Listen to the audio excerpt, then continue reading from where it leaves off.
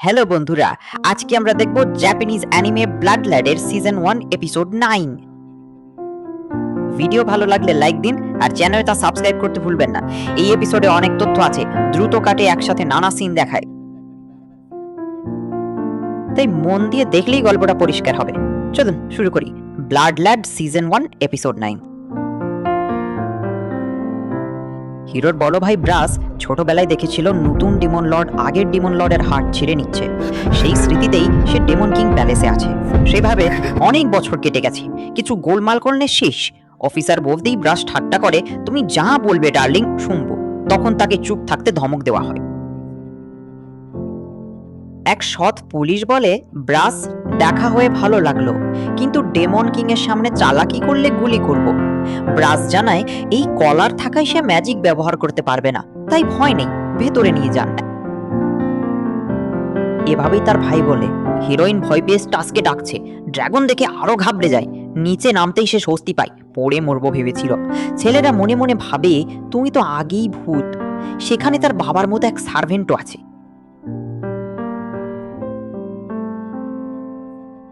বাবা, আপনি এখানে কি করছেন? সে বলে, দুঃখিত ম্যাডাম, ভুল হচ্ছে। আপনি ফিউমিতো, সবাই আপনার জন্য অপেক্ষায়, বলে তাকে নিয়ে যায়। বাবার মতো দেখতে লোকটা ড্রাগনের ছবি দেখে তার পুরনো স্মৃতি জেগে ওঠে। অনেক বছর পর দেখা, আর সে দারুণ একটা শট মেরেছিল। ডেমন কিং ভাবছিলেন আমি ওকে প্রশংসা করব, কিন্তু আমি তো এখানে বন্দি, তাই স্বাভাবিকভাবে কথা বলতে পারি না। এটাই ব্রাসের কথা। আমি ব্রাসের সাথে একা কথা বলবো, তাই সবাইকে বাইরে পাঠিয়ে দেন ডেমন কিং। এদিকে বেলের ড্রেসটা দেখে নায়িকা বলে, বেল কি কখনো এমন পোশাক পরে? মা বেলের জন্যই ড্রেসটা রেখেছিলেন, কিন্তু বেল এমন পোশাক পছন্দই করে না, তাই বাড়িতেও আসে না। ওরা এটাই বলছিল। হঠাৎ দুজন এসে জিজ্ঞেস করে, কে বাড়িতে আসে না? স্টাস এসে ফিউমির খবর নেয়, কিন্তু সে থামিয়ে দিয়ে বলে, এখন তুমি কে আমি জানি না। তারপর বলে, বেল আর আমি লাভার্স। শুনে সবাই হতভম্ব। আমি আর স্টাস এখানে এসেছি, এটা নিশ্চয়ই এতক্ষণে বাবার কানে পৌঁছে গেছে। মা জানেন কিনা বুঝতে পারছি না। যদি দুজনেই জেনে থাকেন, তাহলে ব্যাপারটা আরো জটিল হয়ে যেতে পারে। স্টাস ফিউমিকে নিতে এসেছে, জানাজানি হলে বড় ঝামেলা হবে। মা কেন ফিউমিকে ডাকলেন সেটাও পরিষ্কার না।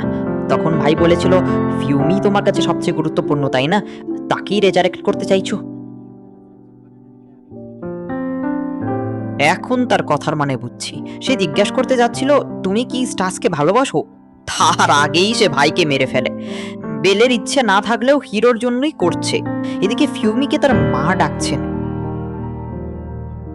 নায়িকা বলে, এখন তো তুমি আমাকে চিনোই না, সাথে আসার দরকার নেই, বলে চলে যায়। সবাই হাসে, কারণ তার কথাতেই তাকে চুপ করিয়ে দিল। ফিউমি চিন্তায় দাঁড়িয়ে থাকে। ঠিক তখনই বেলের মা এসে বলে, ফিউমি, এটা কি তুমি? বেলের মা তাকে জড়িয়ে ধরে বলেন, তোমাকে খুব মিস করেছি। এক দাস জিজ্ঞেস করে, আপনি কি স্টাস? ওরা অবাক হয়ে জানতে চায়, কিভাবে জানেন? তখন সে জানায়, হিরোর ভাই আর বেলের মা বন্ধু। সব শুনে হিরো ভাবে, তাহলে ব্রাস আগে থেকেই জানতো। ডেমন কিংকে একা রেখে আসা ঠিক হয়েছে তো। এদিকে এক অফিসার মনস্টার তৈরির তথ্য হ্যাক করে বের করছে। অফিসারের সন্দেহ, ব্রাসকে ধরাতেই ইচ্ছে করে তথ্য ফাঁস করা হয়েছে। ডেমন কিং বলে, এখনো কি আমার ওপর রাগ? নাও একটা শট ট্রাই করো। সে জিজ্ঞেস করতেই কিং হাসে, তুমি তো কখনো অনুমতি চাও না, আমাকে মারার অস্ত্র নিজেই দিচ্ছ? এটাই জানতে চাইলাম। দারুণ মজা করো তুমি, তবে সিরিয়াস হলে খেলতে পারো ঠিকই, কিন্তু আমাকে মারতে পারবে না। আন্ডারগ্রাউন্ড দুনিয়া তো তুমিই সামলাও। একটা মনস্টারকে আটকে রেখেছো, ভালোই করেছো। এই লোকটা আমার সিক্রেট এজেন্ট ছিল। হঠাৎ সে উধাও। শোনা গেল 3 দিন আগে মনস্টারটা নাকি তার মুখেই ছিল। তখন সন্দেহ জাগে। আমাদের হিরোর ভাই সিক্রেট এজেন্টকে মেরে গিফট প্যাক করে ডাক্তারের কাছে পাঠিয়েছে, কিন্তু মনস্টারটার কাছে তার মুখ গেল কিভাবে, এই প্রশ্নই করে কিং। মনস্টারটা এখনো বেঁচে আছে, শিগগিরই শক্ত দেহটা আমার হবে, এতে সে খুশি। ডাক্তার ভাবে, ব্রাস তো আমার চেয়েও খারাপ। সত্যি হলো ওই মনস্টারটাই তোমাদের সিক্রেট এজেন্ট। সে মারা গেছে। তথ্যটা ফাঁস করেছি আমি। হ্যাঁ, ইচ্ছে করেই করেছি। তাই তো আমাকে ডেকেছো। ডেমন কিং হয়ে বেশি দিন থাকবে না। আমাদের আগের ডেমন কিং আমার বাবার হৃদয় যেদিন খেয়েছিলে, সেদিনটা ভুলিনি। বাবার মতোই পরিণতি তোমারও হবে। তুমি রাজা হতে চাও না এটা জানি, কিন্তু কারো কথা ভেবেই বলছো, তাই তো? সে কে? জিজ্ঞেস করতেই হিরোর ভাই বলে, তোমাকে শেষ করার মতো এক ভীষণ শক্তিশালী মানুষ আছে। কি? আমাকে মারবে? এই দুনিয়ায় সে একটাই। সে কে সেটা তোমাকে বলার দরকার নেই। তোমাকে বাঁচিয়ে রাখলে আমার সিংহাসন ঝুঁকিতে পড়বে। এখানেই মেরে ফেলি। কিং বলতেই ভাই বলে, আমাকে মারলে তোমাকে হারানোর মতো সেই শক্ত লোকটাকে দেখতে ইচ্ছে করবে না? ওর নাম বলার জন্যই বাঁচতে চাইছো? ঠিক আছে, 3 দিন সময়। সেই দুর্বল তোমার সামনেই তাকে মেরে তারপর তোমাকে মারবো। ভাই 1 সপ্তাহ চাইলে ডেমন কিং বলে না, 3 দিনই। ডার্লিং, আমাকে দেখার জন্য এত অপেক্ষা। ভাই অফিসারকে খোঁচা দেয়। রুমে নিতে গেলে সে নিজের হাত কামড়ে চিৎকার করে। অফিসার জিজ্ঞেস করতেই এর মধ্যে ম্যাজিক্যাল বিস্ট তাকে কামড়ায়। ভ্যাম্পায়ার হলে আঘাত ম্যাজিকেই সেরে যায়।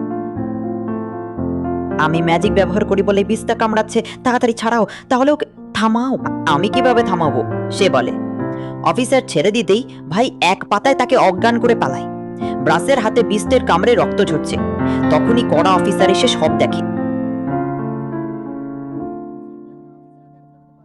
ব্রাসি তাকে মেরে পালিয়েছে এমন ভেবে সে ভুল বুঝে ভয়ানক টেনশনে পড়ে যায়। আসলে অফিসারটা শুধু অজ্ঞান হয়ে ঘুমাচ্ছে, কিন্তু সে মরে গেছে ভেবে সে এক দানব বানিয়ে শপথ করে ব্রাসকে সে ছাড়বে না। এই বলে সে আমাদের হিরোর পিছু নেয়। লেডি অফিসার নাক ডেকে ঘুমাচ্ছে, আর যে কলারটা পরানো হয়েছিল সেটা তার ম্যাজিক পাওয়ার শুষে নিয়েছে। এখন সে একদমই ম্যাজিক ব্যবহার করতে পারছে না। স্টাস, তোমার কথা শুনেছি। তুমি ফিরুমিকে বাঁচাতে চাইছো, তাই তো? সে আমার মেয়ে। আর চেষ্টা করো না, প্রয়োজনে আমার রক্ত নাও। কথাটা শুনে হিরোর মনে ফিউমির সাথে থাকা সেই অনুভূতিই জাগে, তবে একটু আলাদা। তবু সে ভাবে ব্রাসকে সে ছাড়বে না।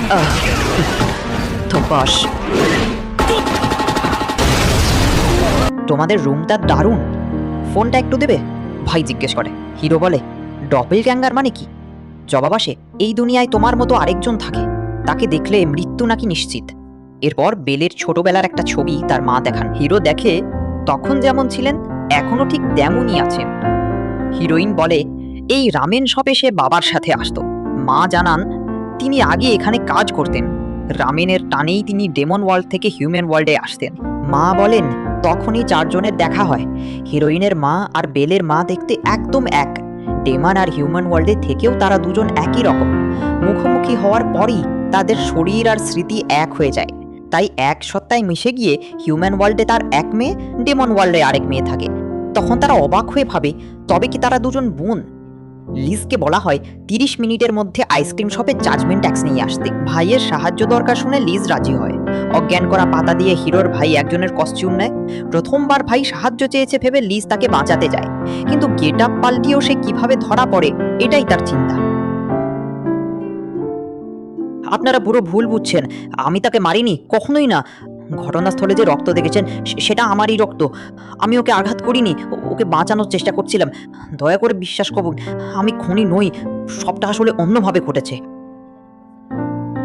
কিন্তু ওই অফিসারের ম্যাজিক পাওয়ার কমতে শুরু করে। সে জিজ্ঞেস করে, তুমি ওকে মেরে রাজার সাথে কি বলেছিলে সত্যি বলো। তারপর নিজেই বলে, এখন বুঝলাম তোমার পাওয়ার কিভাবে কাজ করে। জানো আমারটা কিভাবে কাজ করে? আমি আমার রক্ত যেখানেই থাকুক নিয়ন্ত্রণ করতে পারি। এটাই ব্লাড স্টকার। যত দূরেই থাকুক আমার রক্ত আমার কথাই শোনে।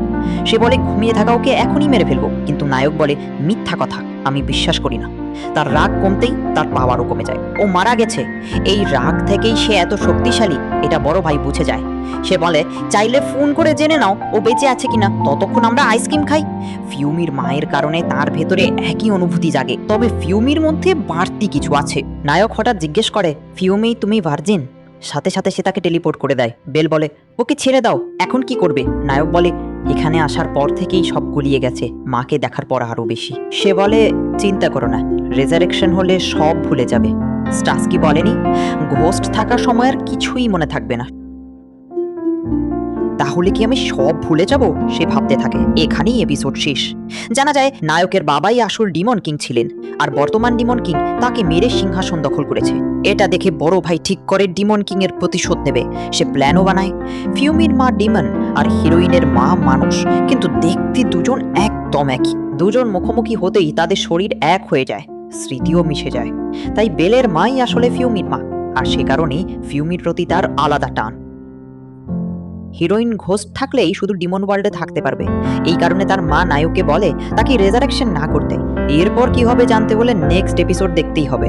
ওটাই লাস্ট এপিসোড, সেখানেই গল্পের শেষ। তাই মিস করবেন না। ভালো লাগলে লাইক দিন আর চ্যানেলটা সাবস্ক্রাইব করতে ভুলবেন না। Thank you for watching. Bye guys, next এপিসোডে দেখা হবে।